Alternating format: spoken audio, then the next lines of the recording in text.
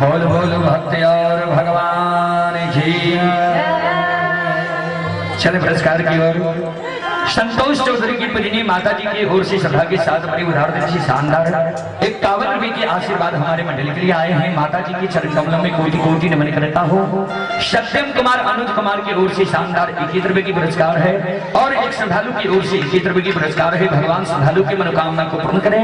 जय हो दावनी श्रद्धालु की जय हो, जय हो दावनी श्रद्धालु की समस्त परिवार की जय हो। संत शिरोमणि सरोदा बंधु अपने सबर बाबा ज्योति के प्रसंग सुने रहिए केदली जंगल के। संत शिरोमणि सरोदा बंधु ये हमारे पैक्स अध्यक्ष श्री संजीव बाबू, पैक्स अध्यक्ष श्री संजीव बाबू की ओर से सभा के साथ बड़ी उदार दिल से शानदार 101 रुपए के आशीर्वाद हमारे मंडली के लिए आए हैं। एक बार संजीव बाबू के नाम पर जोरदार ताली हो जाए।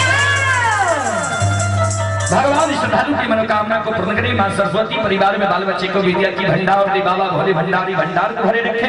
जय हो दानी श्रद्धालु की जय हो, उनके समस्त परिवार की जय हो।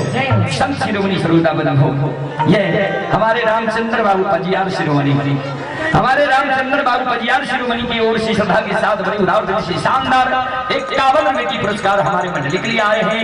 जय हो दानी श्रद्धालु की जय हो, उनके समस्त परिवार की जय हो। श्रोता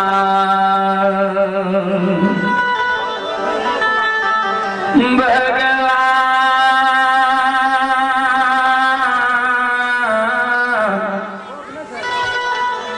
भगवान यो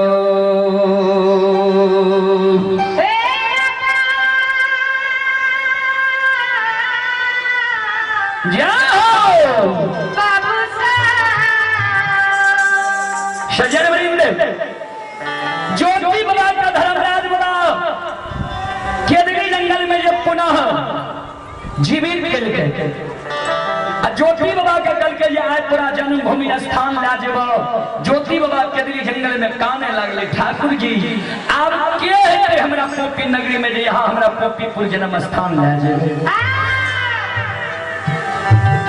माय हमर मर गेल हेते बियाही नारी पर घर शादी क्या लेने हेते बड़ा शौक से धर्म के गहबर बांध लिए रहे। धर्म के गहबर हमर टूट गेल हेते बड़ा शौक से द्वार पर अशोक वृक्ष लगे लिए रहे। अशोक वृक्ष हमर जल के कारण सूख गेल। सब छठी गोसाई हम सह लेबो लेकिन माय जे हमर मर गेल हेते ठाकुर अमाइयो के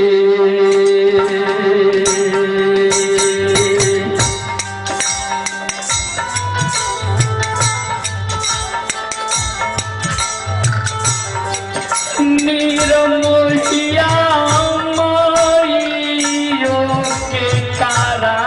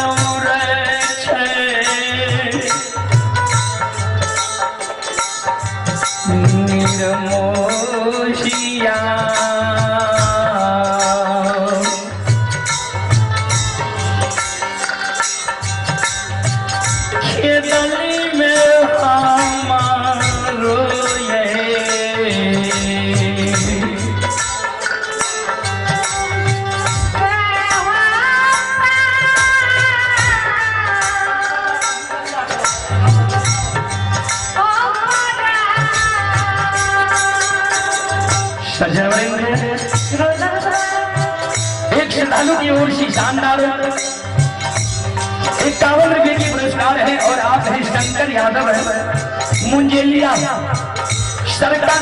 शंकर यादव कठुमर मुंजेलिया की ओर से शानदार 51 रुपए की पुरस्कार है और आप हैं श्री अरुण प्रसाद यादव मिस्त्री, श्री अरुण प्रसाद यादव मिस्त्री की ओर से शानदार 1 101 रुपये की पुरस्कार है। भगवान श्रद्धालु की मनोकामना को पूर्ण करें। माँ सरस्वती परिवार में बाल बच्चे को विद्या के भंडार है। बाबा भोले भंडारी भंडार को भरे हैं।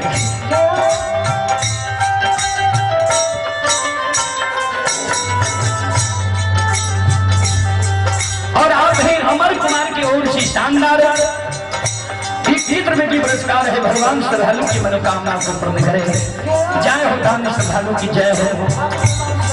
ठाकुर शर्मा मुंजेलिया टोला की ओर से शानदार 51 रुपये की पुरस्कार है। भगवान श्रद्धालु की मनोकामना को पूर्ण करें।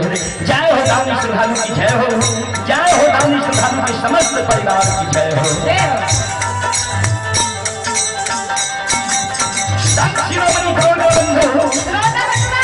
हे बाबा बाबू भैया सब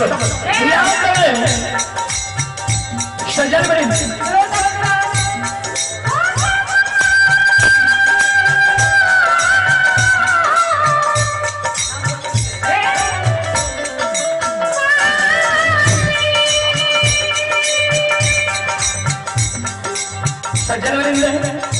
ये अमन कुमार की ओर से कथा के साथ होने उदाहरण शानदार 101 रुपये की पुरस्कार है। भगवान श्रद्धालु की मनोकामना को पूर्ण करें। जय हो दानी श्रद्धालु की जय हो। जय हो दानी श्रद्धालु के समस्त परिवार की जय हो। आओ ये भगती भाषा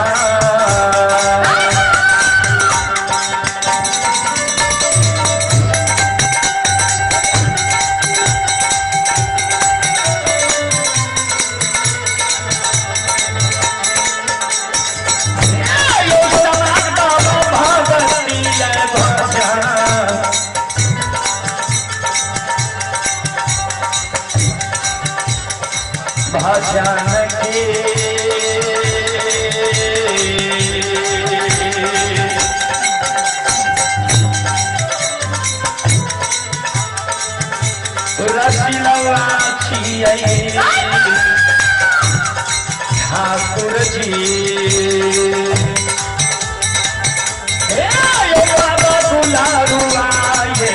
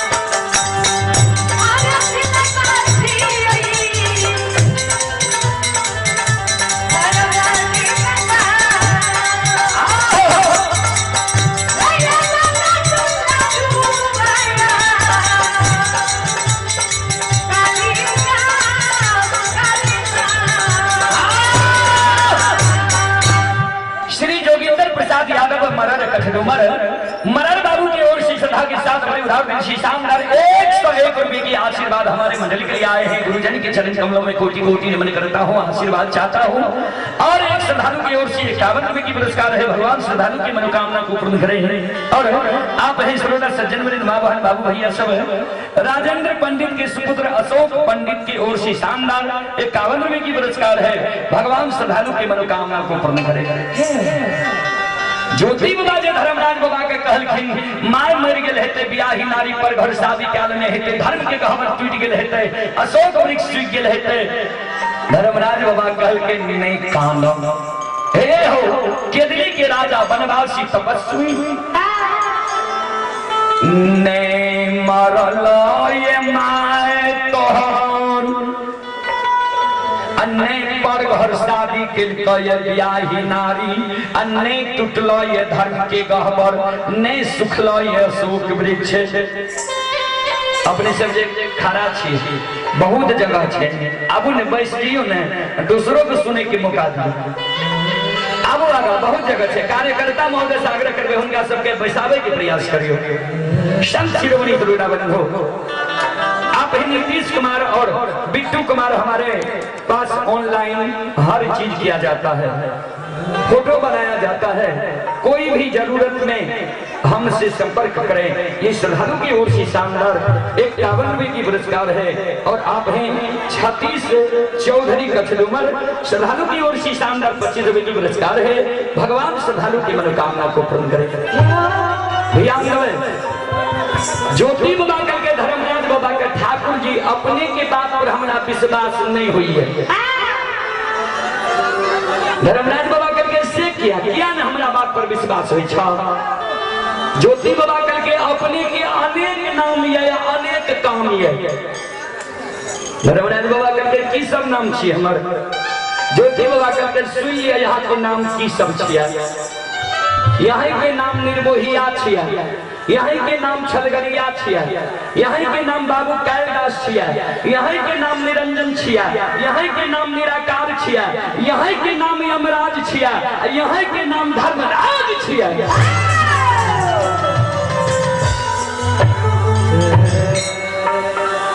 ठाकुर जी जेकरा साथ यहाँ छल करे छिए वह यहाँ के नाम छलगरिया राख लगिए। भगवान एगो नाम छलगरिया भी यहाँ के छिए,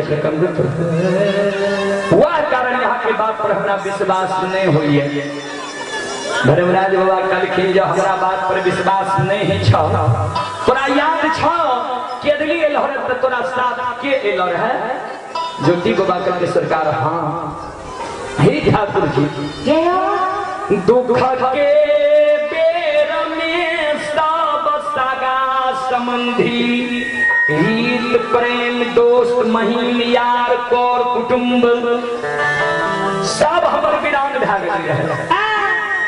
एकेगो जाति के पंछी कोयली हमरा साथ के देली अइले रहे, दुख के बेर में वह कोयली हमर साथ देलके रहे। धर्मराज बाबा कल के तो कोयली रात में तोरा माय के देख के अइले, तोरा ब्याही नारी के देख के अइले, धर्म के गहवर अशोक वृक्ष के देख के अइले। कोयली के पूछो जे तोहर माय जिंदा छ कि नहीं, तोहर ब्याही नारी तोरा पर 16 श्रृंगार करे छ कि नहीं, 32 हरण करे छ कि नहीं। ज्योति बाबा केदरी जंगल में कोयली के पुकार करे लगले, गा कोयली संगीत अगर हमारा आवाज सुने छे तो केदली जंगल में हमारा सामने में समाधान हो। सज्जन भाई संत शिरोमणि श्रोता बंधु गुरु बाबा के शब्द सुन के कोई को क्या लगे। गुरु बाबा के नजदीक कोयली आवे छे, अब पंख जोड़ के गुरु बाबा के चरण में प्रणाम करें। गुरु बाबा कल के कोयली भेगे रात में पोपी नगरी के लिए जो तू रात में पोपी नगरी गेलही रहे तो सबसे पहले तू हमरा माय के समाचार सुना। कोयली जी माय हमर जिंदा छे कि माय पोपी नगरी में हमर मर माय जब जिंदा छे तो हमरा माय का एक कोरिया एकलौता बेटा के याद आवे छे कि माय हमर पोपी नगरी में एक कोरिया एकलौता बेटा भूई। सबके याद के दली में आवे छे, सबके बिना हमरा रहल जाय छे। ओए जननी माय के जे याद हमरा केदली में आवे छे। कोयली हे गई माइयो के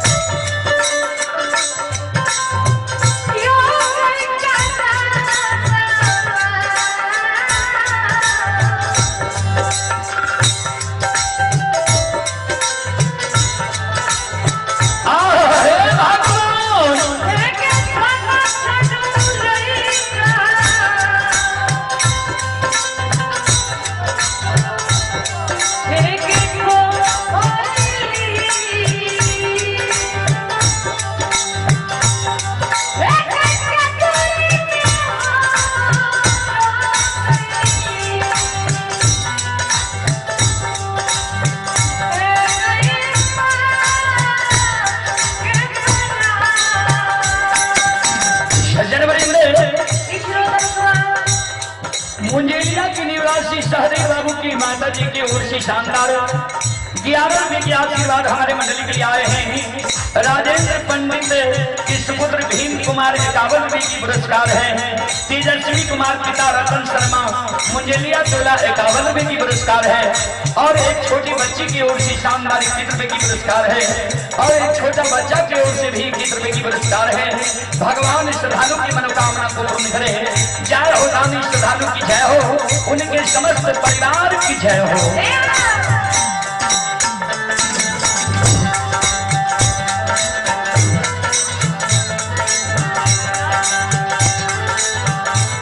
आप है रोहित कुमार छोटा बच्चा, रोहित कुमार की ओर से शानदार 11 रुपए की पुरस्कार है। भगवान श्रद्धालु की मनोकामना को पूर्ण करे।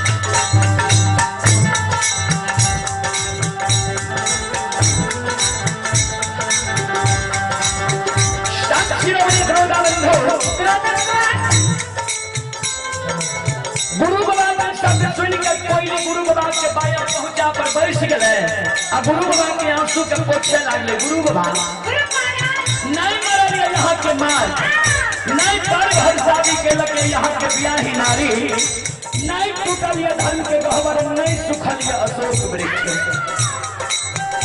यहाँ देखे छी हमरा माय के हमर याद आवे छे कि नहीं? कौन एहन बाल या यहाँ के माय के यहाँ के याद नहीं आवे? जहाँ दिल के गली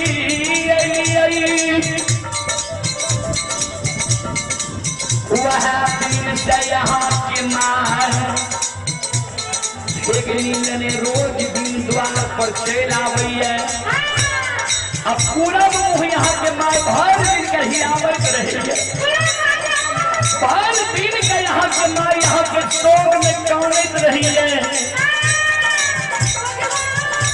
यहाँ के माय का कागज कागज नैन के जो मलिन लागत है, यहाँ के माय के नैन सुधरी है। कैन कैन के यहाँ के माय एक शब्द ठाकुर जी धर्मराज बाबा के कहिए जो हो ठाकुर जी ये के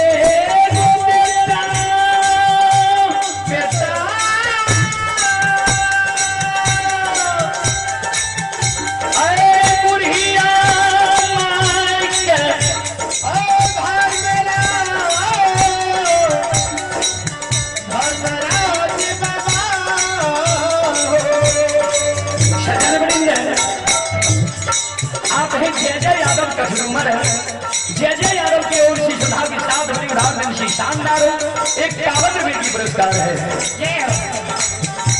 कोयली का यहाँ के माय कौन या धर्मराज बाबा से एक बात कही है कि एक बेटा है बुढ़िया माय के पोपी नगरी में यहाँ से ली है।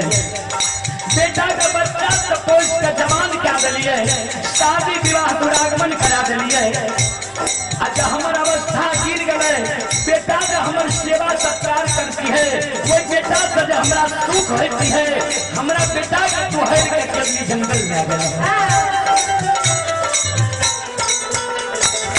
ठाकुर जी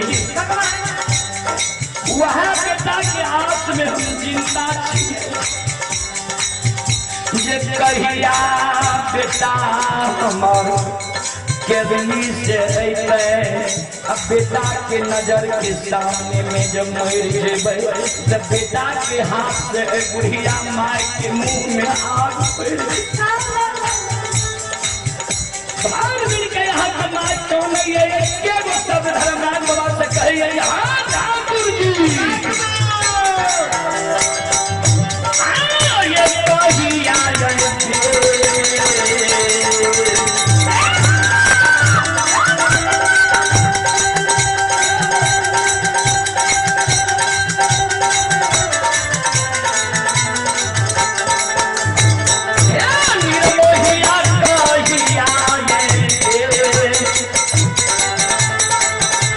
आज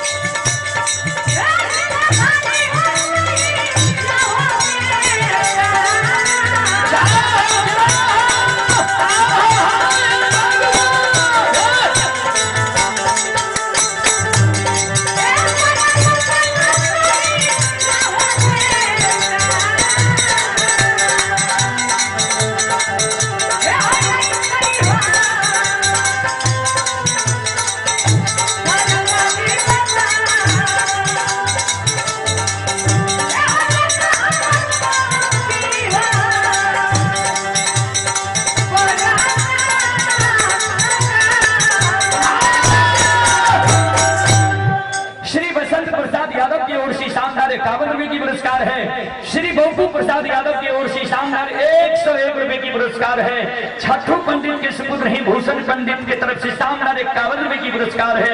छठू पंडित के सुपुत्र गांधी पंडित की तरफ से भी 51 रुपए की पुरस्कार है। भगवान श्रद्धालु की मनोकामना को पूर्ण करे।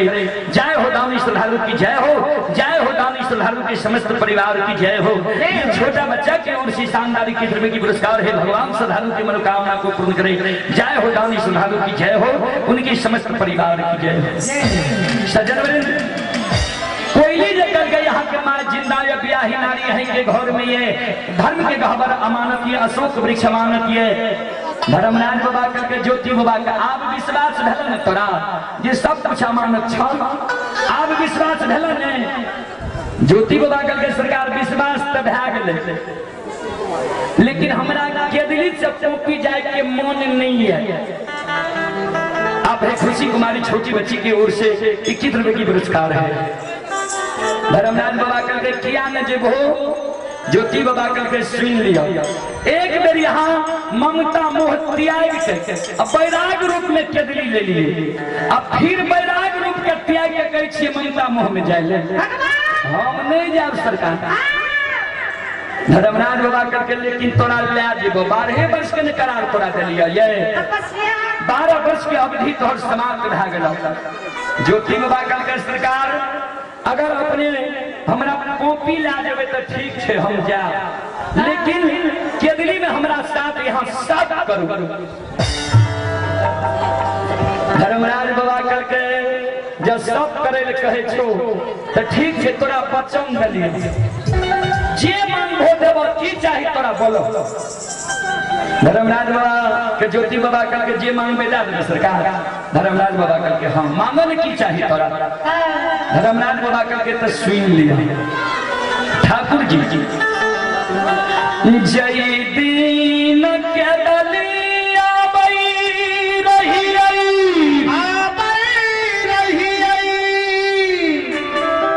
टोपी से केदली जंगल तक में यहाँ के जे मन भेल हमरा दुख दिलिए। टोपी से केदली जय दिन आवे रही है यहाँ के जे मन भेल हमरा दुख दिलिए। यहाँ तक प्रथम स्वर्ग मानव के होय छे काया। कवि लिखलखिन है प्रथम स्वर्ग